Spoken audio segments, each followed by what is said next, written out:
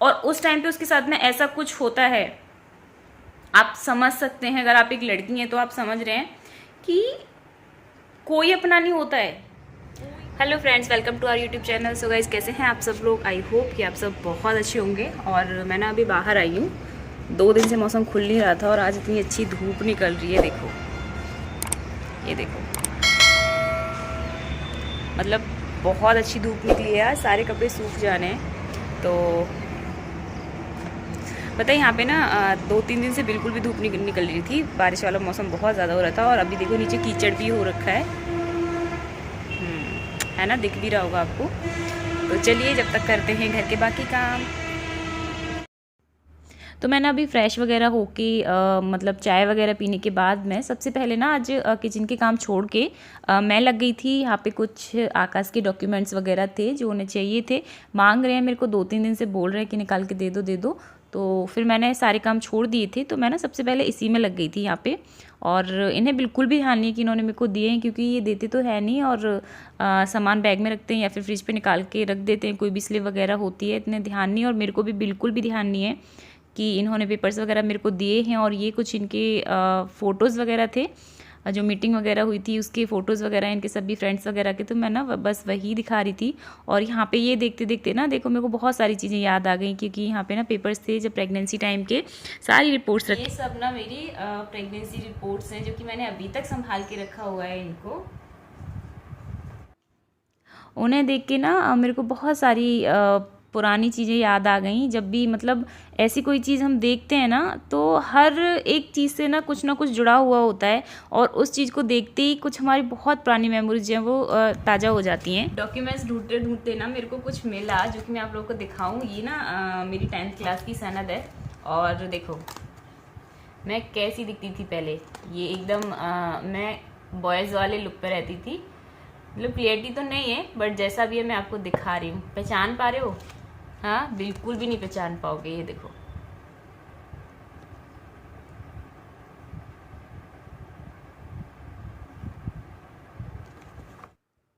Papers तो मुझे नहीं मिले हैं, पता नहीं कहाँ पे हैं, और देखूंगी कहीं होंगे तो। लेकिन इसके चक्कर में ना काम जो है वो काफ़ी लेट हो गया है मेरा, तो मैं ना बस वही कर रही हूँ। वैसे बाहर का तो हो गया है और रूम की डस्टिंग, झाड़ू, सारी चीज़ें हो गई हैं, लेकिन फिर भी थोड़ा सा ना लेट हो गया है। क्योंकि ना जब क्या होता है ना कि हम कोई थोड़ा सा एक्स्ट्रा काम फैला के बैठ जाएं या फिर एक्स्ट्रा काम करने लग जाएं, तो ऑब्वियसली काम तो थोड़ा लेट होना ही है। तो कोई नहीं, खैर बहुत ज़्यादा तो नहीं लेट हुआ था। तो वैसे भी आज काई की क्लास नहीं है तो थोड़ा टाइम मिल जाएगा उधर का, वरना क्या होता है ना कि मेरा 1-1.5 घंटा उधर चला जाता है। तो बस मैं यहाँ पे यही कपड़े फ़ोल्ड कर रही हूँ। और जब ये कपड़े फ़ोल्ड कर रही हूँ ना, तो देख रही हूँ इनमें कि धुले हुए कपड़ों में ना काले निशान लगे हुए हैं। आई थिंक काजल है या स्केच है, पता नहीं क्या है। और वो ये कायू के काम है। जैसे ही उसे कवर्ड खुला दिखता है या फिर खोल देती है, तो ये कलर से कुछ भी करती है। तो ये मैंने जिन पे निशान लगे हुए थे वो साइड में निकाल के रख दिए। और देखो इसने ये क्या लगाया है ना, एकदम काला काला कर दिया। तो ये मेरे को वापस से धुलना पड़ेगा अभी। इस लड़की की नौटंकी देखो, ये कर क्या रही है, क्या कर रही थी अभी, करना क्या कर रही थी, कैसे कर रही थी, करो तो कैसे कर रहे थे, करना एक वादा, क्या कर रहे थे? हाँ बोलो, करो, कौन सा वादा कर रही हो बताओ। मुझे आपके साथ नहाना मुझे आपके साथ नहाना है। नहाने के लिए ये इस तरीके से घुटने पे बैठ के और मेरे से कह रही है, मेरे से एक वादा कर दो कि आप मेरे साथ नहाओ। कुछ भी बोलना चाहोगी कुछ?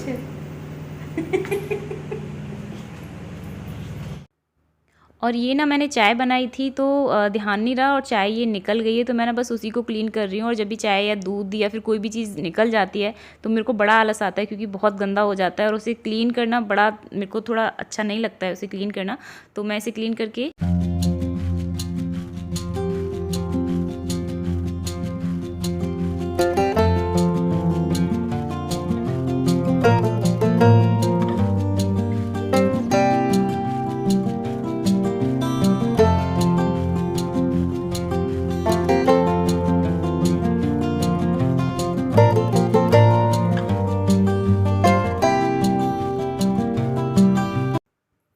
और ये देखो इस लड़की के दूध पीने के कितने ज़्यादा नाटक रहते हैं कि इसे ना बहुत ज़्यादा मतलब खेल में लगा लगा के दूध पिलाना पड़ता है। एक्चुअली में ना इसका पता है हमेशा का ये ड्रामा रहता है कि इसे कभी भी दूध दो तो ये मना ही करती है। दूध या फिर खाना कोई भी चीज़ दो ये खुद से तो कभी नहीं मांगती है ना।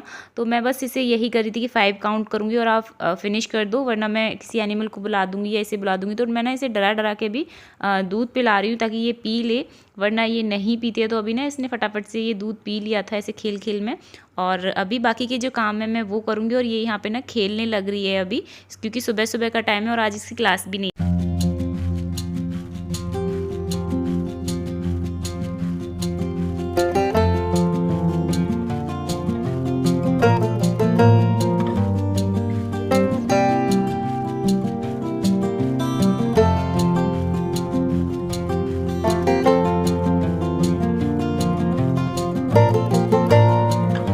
वैसे तो मशीन लगा दी है क्योंकि कपड़े काफ़ी हो रखे थे, और एक तो मशीन लगा दिया मैंने। और कुछ कपड़े ये हैं, ये देख रहे हो सामने आप, ये ना हाथ से धुलने वाले कपड़े हैं जो कि मैंने धुल देती हूँ क्योंकि धूप अच्छी निकल रही है। पता नहीं बारिश हो गई तो फिर सूख नहीं पाते हैं।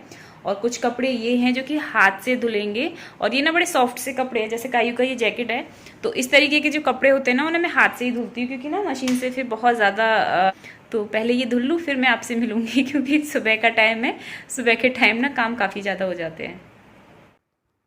और जो मैंने मशीन में कपड़े सुबह धुलने के लिए लगाए थे ना, वो धुल गए हैं और ड्रायर भी हो गए हैं। तो मैं ना भी इन्हें सुखाने के लिए जाऊंगी क्योंकि धूप आज अच्छी निकली है। पता नहीं कितनी देर तक के लिए रहेगी, कहीं ऐसा ना हो कि थोड़ी देर निकलने के बाद में फिर से बारिश वाला मौसम हो जाए। और कपड़े वैसे भी 2-3 दिन से सूख नहीं रहे हैं, तो और बेडशीट भी हो रखी थी। तो जो कपड़े मैंने मशीन में धुले थे उन्हें सुखाने के लिए निकाल दिया है, और जो कपड़े मैंने हाथ से धुले हैं उन्हें मशीन में डाल दूँगी ड्रायर होने के लिए, क्योंकि हाथ से धुले हुए कपड़े तो ईजिली नहीं सूखेंगे अभी। तो मैं बस उन्हीं को ड्रायर करने के लिए डाल दूंगी यहाँ पे।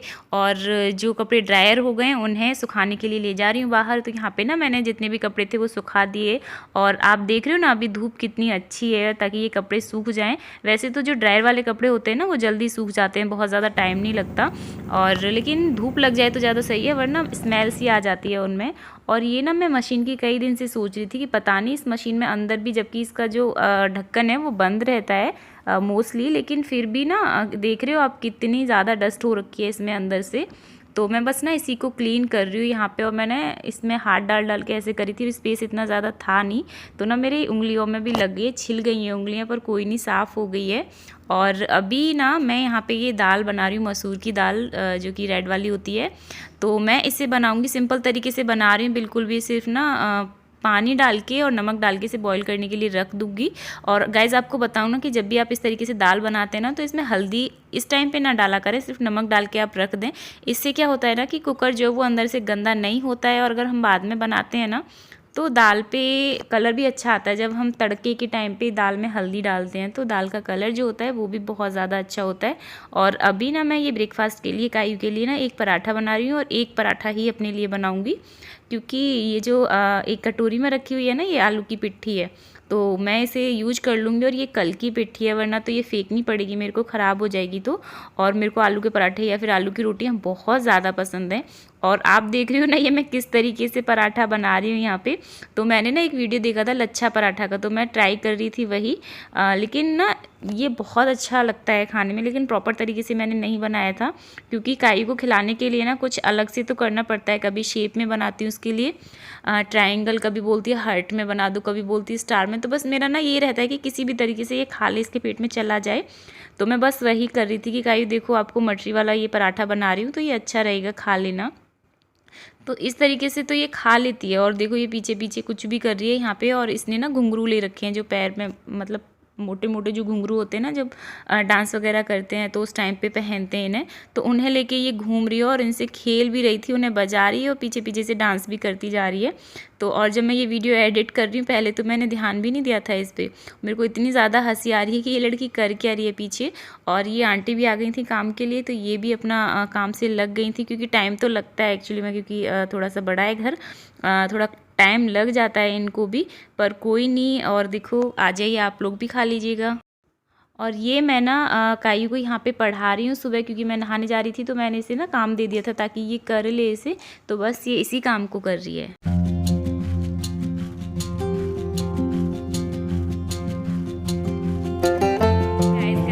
सब लोग। आई होप कि आप सब बहुत अच्छे होंगे और टाइटल एंड थंबनेल देख के आप लोग समझ गए होंगे कि मैं किस टॉपिक पे बात करने वाली हूँ। तो जी हाँ, मैं आपको बता दूँ कि आज की डेट में बहुत ज़्यादा वायरल हो रहा है ये कुछ हफ्तों से ये टॉपिक, हस्बैंड सेकंड मैरिज।